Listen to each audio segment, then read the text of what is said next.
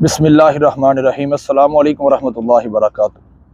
ناظرین، آج بہت عظمت بہت شان والی رات ہے اور جو دن گزرا ہے یہ اللہ والوں کی عرس مبارک کا دن گزرا ہے۔ جناب حضرت امام احمد رضا بریلوی رحمۃ اللہ علیہ کا عرس مبارک کا دن ہے۔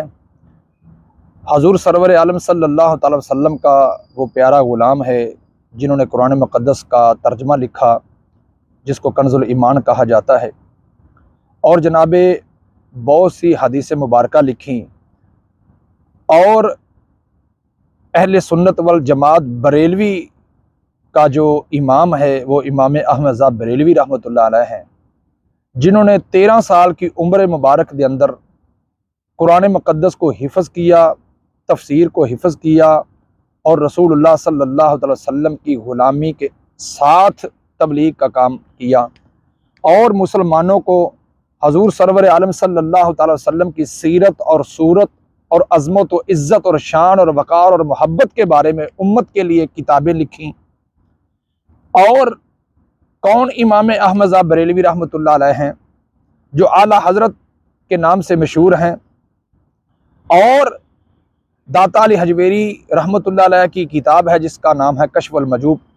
داتا علی حجویری رحمۃ اللہ علیہ لکھتے ہیں کہ میں مسجد میں تشریف فرما تھا، ذکر اذکار میں میں مصروف تھا، درود و سلام پڑھ رہا تھا، تو اچانک میری آنکھ کھلی تو میں نے دیکھا حضور سرور عالم صلی اللہ تعالی علیہ وسلم تشریف لا رہے ہیں، تو ساتھ بغل میں ایک بزرگ ہے، تو سرکار ان سے پیار فرما رہے ہیں، تو میں دست بستہ کھڑا ہوا، میں نے سلام عرض کیا نبی کریم صلی اللہ علیہ وسلم کی پاک بارگاہ میں، تو میں نے عرض کیا حضور یہ شخصیت کون ہے؟ تو حضور سرور عالم صلی اللہ علیہ وسلم فرماتے ہیں کہ اے علی عثمان حجویری، یہ آپ کا امام ہے، یہ مسلمانوں کا امام ہے جس کا نام احمد رضا بریلوی رحمۃ اللہ علیہ۔ تو قربان جاواں کتنی عظمتیں، کتنی شانیں، کتنی مقام اللہ پاک اپنے نبی کے غلاموں کو عطا فرماتا ہے، کیونکہ اللہ قرآن میں بھی فرماتا ہے اللہ ولی الذین آمنوا یخرجہم من الظلمات الی النور، اللہ ان کا ولی بن جاتا ہے جو ایمان والے ہوتے ہیں، یخرجہم من الظلمات الی النور، جو لوگوں کو اندھیرے کی طرف سے نکال کے نور کی طرف لے جاتے ہیں۔ سبحان اللہ۔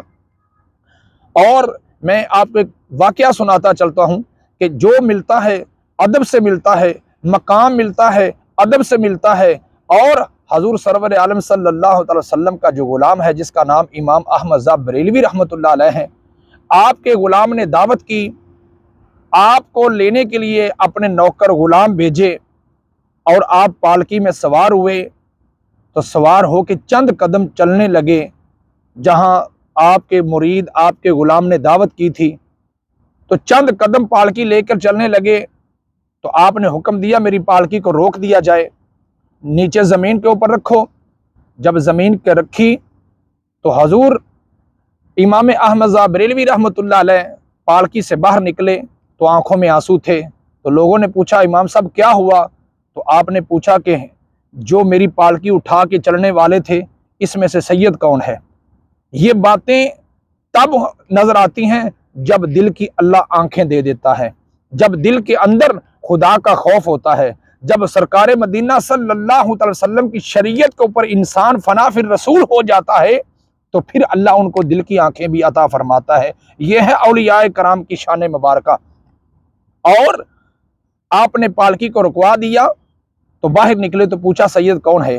تو ایک سید زیادہ نکلا جس کی آنکھوں میں آنسو تھے۔ پوچھا کیوں ایسا کیا؟ تو کہا میں غریب ہوں، دنیا کے لحاظ سے میرے پاس دولت نہیں ہے، بچے ہیں، ان کی مزدوری کرنے کے لیے آیا ہوں، لیکن صدقہ زکوٰۃ ہم پر حرام ہے کیونکہ میں سید زادہ ہوں۔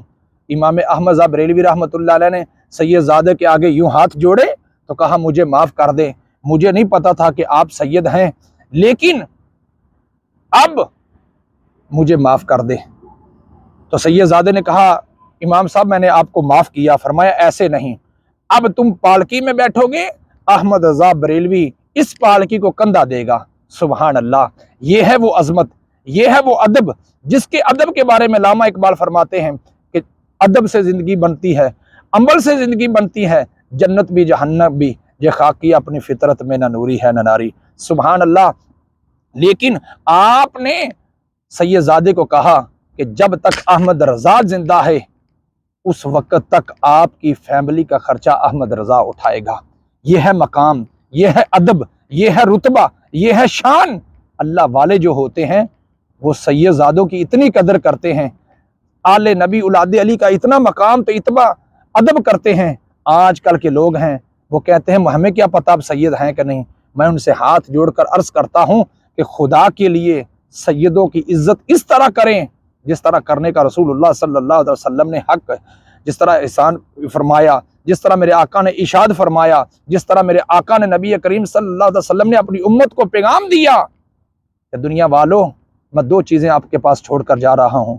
حضور کون سی چیزیں ہیں؟ فرمایا ایک میرا مقدس قرآن ہے، دوسری میری مقدس آل بیت ہے۔